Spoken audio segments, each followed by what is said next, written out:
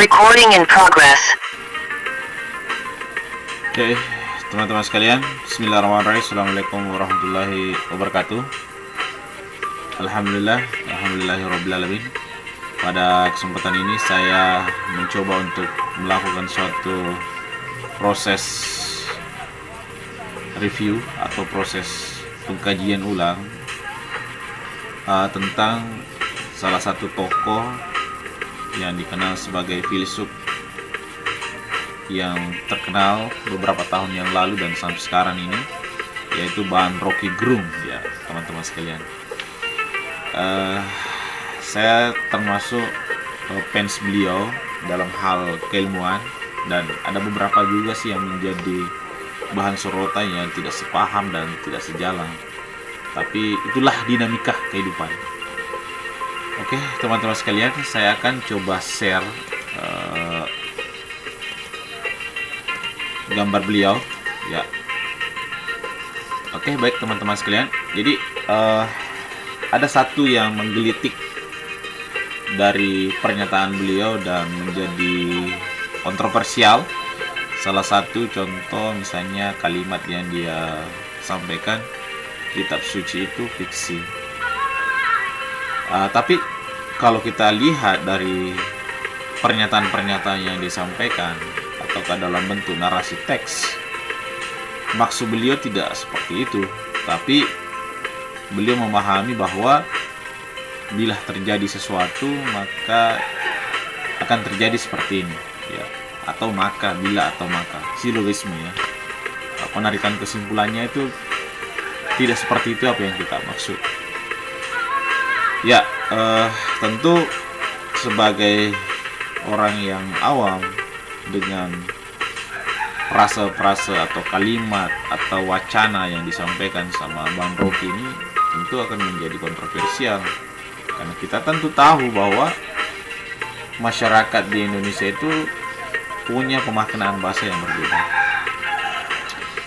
Coba kita lihat misalnya viral di masyarakat, misalnya dalam mengatakan bahwa kitab suci itu merupakan sesuatu yang fiksi, ya tentu akan menjadi tanda tanya besar ketika masyarakat menilainya. Tentu kita lihat bahwa bahasa Indonesia itu adalah mayoritas Muslim. Ya, Baan Rocky ini dianggap melakukan suatu penistaan agama. Tapi menurut Baan Rocky, melalui pernyataannya, menganggap bahwa itu bukan penistaan agama, karena ya pemaknaan bahasa itu tidak dipahami secara maksimal. Oke teman-teman sekalian, kita bisa melirik satu pernyataan, misalnya fiksi ini merupakan karya imajinasi dari hasil ungkapan perasaan ataupun pikiran seseorang yang dituangkan ke dalam bentuk tulisan. Kalau kita melihat pernyataan-pernyataan dari Baan Rocky ini, itu banyak sekali kontroversial, dan memang kita harus memahami bahwa di dunia filsafat itu punya logika, ya, punya logika. Dan kalau kita kaitkan dengan ilmu bahasa, misalnya dalam ilmu mantik, itu kan punya pemaknaan yang bermacam-macam, sehingga bisa dikategorikan bahwa terjadi words game, permainan kata yang terjadi. Sehingga ketika terjadi permainan kata antara satu kata dengan kata yang lain, frasa dengan yang lain, atau kalimat dengan kalimat yang lain, sehingga memiliki makna yang ganda, baik dari tinjauan aspek sosial, politik, budaya, dan lain sebagainya. Itulah yang menjadi pembedanya. Contoh kita bisa lihat ini, seperti apa sih sebenarnya ilmu semantik ini mampu melahirkan suatu perspektif yang berbeda. Memang kita akui bahwa ilmu mantik ini adalah ilmu logika. Jadi ilmu yang sangat populer di dunia filsafat tentang logika. Karena ketika ketidakmampuan untuk berlogika, maka akan terjadi banyak persoalan-persoalan yang akan bisa dihasilkan, dan pemecahan masalah itu akan sulit dipecahkan. Saya cuma berpesan ini kepada teman-teman sekalian bahwa memang betul yang disampaikan oleh Baan Rocky, bahwa ilmu filsafat ini sangat penting di dalam dunia akademi, dunia apapun itu. itu sangat penting untuk kita kembangkan secara maksimal. Jadi karena itu, sesuai dengan pernyataan Bang Rocky tentang kitab suci adalah fiksi atau bukan, ya dia tidak menyinggung kitab suci apa, dan saya meyakini bahwa Al-Quranul Karim adalah kitab suci.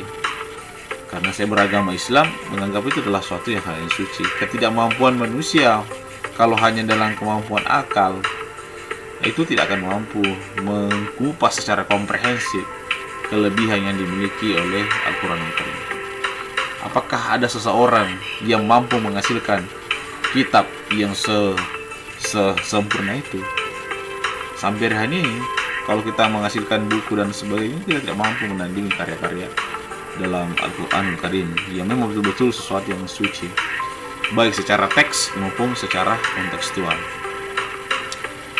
Kemampuan nalar di secara rasionalitas itu tidak akan pernah bisa kita sampai pada hakikat yang sesungguhnya. Walaupun sebenarnya alat untuk memahami segala persoalan itu adalah sesuatu yang rasional, tapi perlu kita tidak bisa pungkiri bahwa ada namanya irasional yang tidak masuk akal. Ini harus kita sandingkan bahwa rasional dan irasional ada dua hal yang berbeda, sehingga perlu ada pemahaman yang lebih detail dari berbagai persoalan-persoalan ini. Oleh karena itu, saya berharap bahwa mudah-mudahan sebagai review-review ini bisa kita memaknai bahwa bangunan intelektual yang dibangun oleh Mas Rocky Gerung ini bisa dikayakan di era-era di masa-masa akan datang.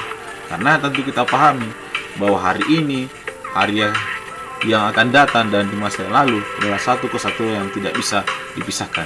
Pertanyaan saya sekarang, apakah mungkin terpisah?